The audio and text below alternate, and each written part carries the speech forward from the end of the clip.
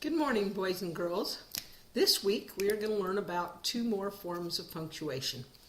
They are called colon and semicolon. So let me put it down here so you can see my board.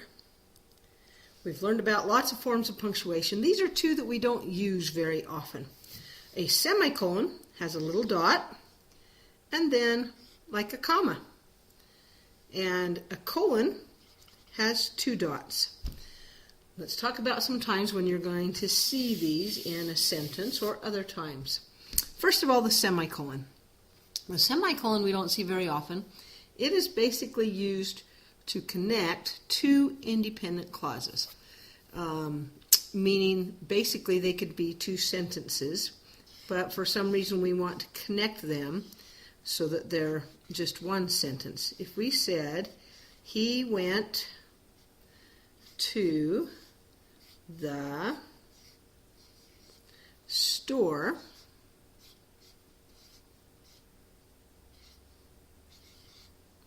we could end that. That's a complete sentence. He went to the store.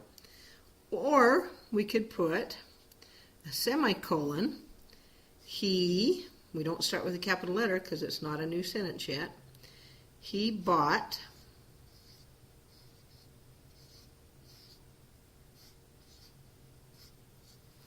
some food.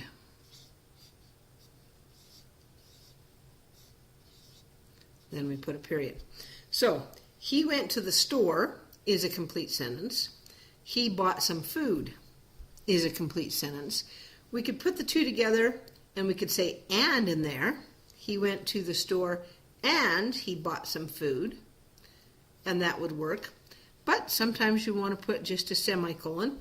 Again, it's not something we see very often, but that's its purpose, is to connect two independent clauses if you don't want to use and or a separate period and start a new sentence. Okay? Don't focus a lot on the semicolon. Just know that there is a semicolon and that's what its purpose is. The colon, two dots, has a couple of purposes. The first one is time. When we say it's 10:30, we put a colon in there. Anytime we talk about the time, 4 o'clock, we put a colon. Okay? So that's a purpose that we use it often and that you can easily know is that whenever you write the time, you'll want to put a colon between the hours. This is the hour time and this is the minute time. And you put a colon between them. Okay? The other place we see a colon is when we're making a list.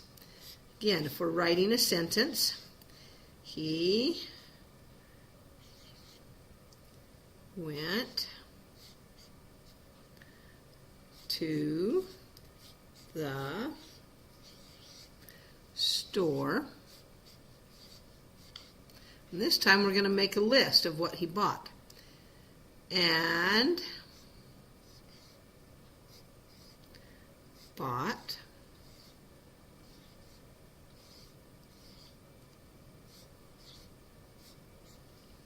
and we put a colon. He went to the store and bought, and then we list what he bought. Milk, comma, bread,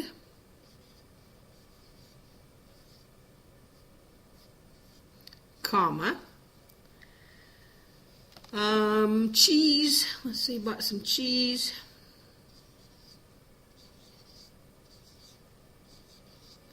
Comma, and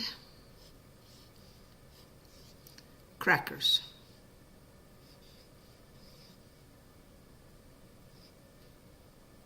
Oops, wrong side there.